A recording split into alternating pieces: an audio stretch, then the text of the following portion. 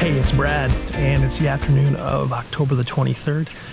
We are up in a tree stand for the first time this season. I actually don't like sitting here till actually even later in the season, typically first week or so of November when the rut is really kicking in. But we have a reason why we're sitting here tonight. I'll talk about that in a minute. But first I want to talk about this morning because I did not do an interview in the stand because it was so still. So I did not want to disrupt anything and wanted to wait until sunup so that some wind could blow a little bit, but I was interrupted. So I didn't get the best footage, but what you're watching here is a pretty decent buck. He's a 10-pointer that I believe I had on camera last night on one of my trail cameras shortly after shooting light. And I've been kind of on the fence about this particular buck, but as you see him getting closer, I was more and more impressed. So I love the symmetry in his rack, and if I had to guess, he's probably a 4-year-old, so I'd always want to see them maximize their antler growth, but we'll see. I love the symmetry of this particular buck. He kind of ducked into a drainage because I'm not really shocked about that, because I think I know where his bedding area is, to the south west of where we're at right now. So that brings us back to why we're here. So I'm actually hunting the very southern edge of my main food plot. It's about 1.5 acres, but it's long and skinny, so it spreads out for a long ways. I actually have a cluster of some dead ash trees here that I actually was hoping to get down this summer, but just ran out of time with other projects. But it actually provides a visual barrier. I eventually want to plant some other trees here. We'll talk about that for habitat season later, but it does provide a little bit of a barrier. So I don't recommend hunting on a major food or a bigger food plot a lot, because you have a more difficult time getting out after you are there in the evening.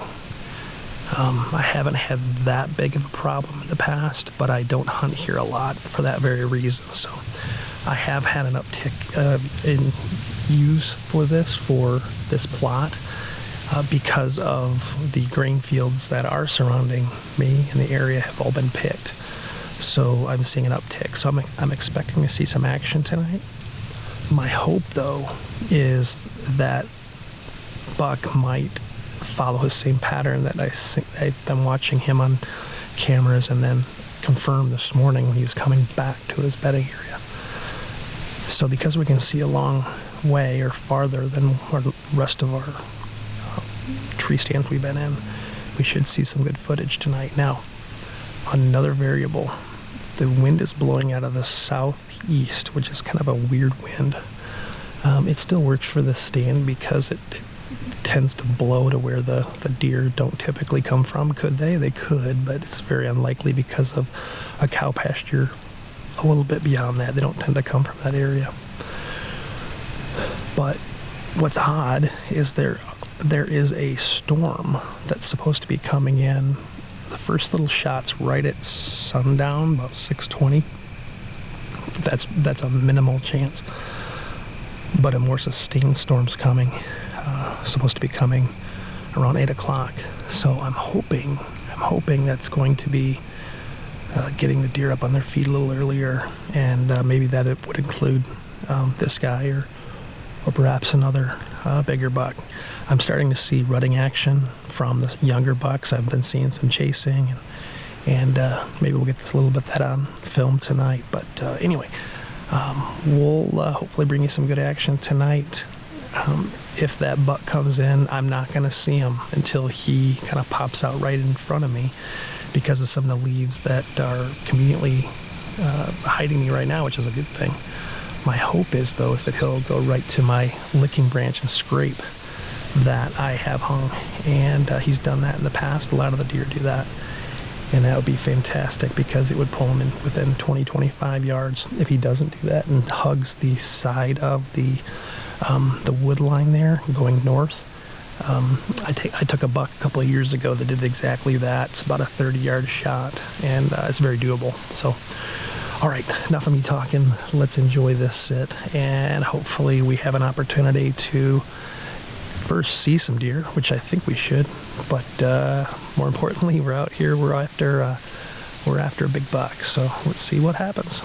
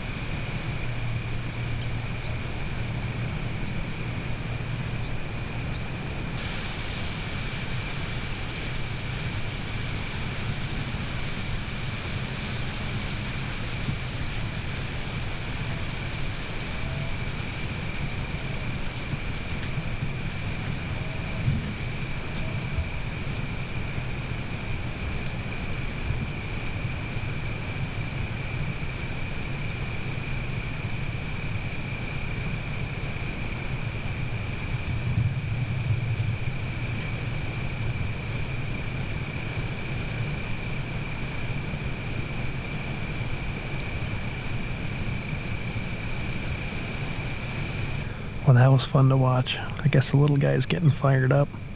Off camera, I heard him raking a tree over something over there. So it's about 6 o'clock.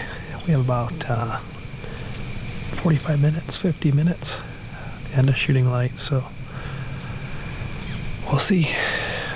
That little buck's the only thing that showed up so far. But looks like we missed the first storm. It went to our north, so a little rumble of thunder. So I don't know. We'll see if that next system coming in will get the bucks moving. So anyway, that was fun. We'll see.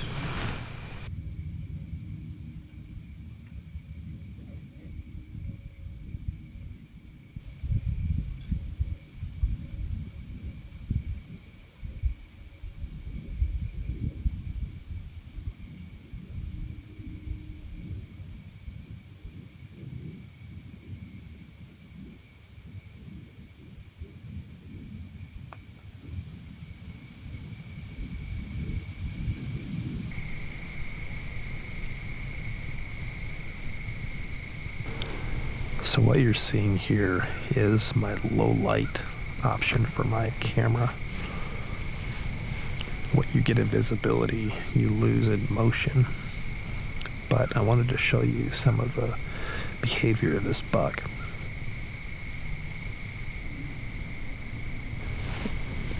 When he moves off camera, he gave me a perfect 15-yard broadside shot Now it was technically after shooting light, and even if it was still shooting light, I wouldn't have taken a shot on him.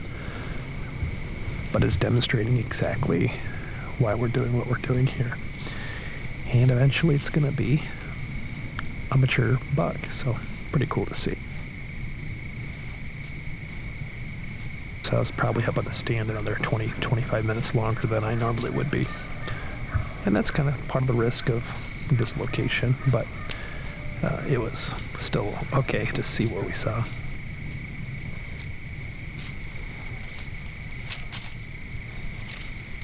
Had a lot of activity in the other parts of the woods that evening, so there was a lot going on. So we saw a lot of cool things tonight, some encouraging signs from the bucks starting to move, the younger ones anyway. So hopefully it's just a prelude for what's to come. That'll do it for tonight. See you next time. Thanks for watching.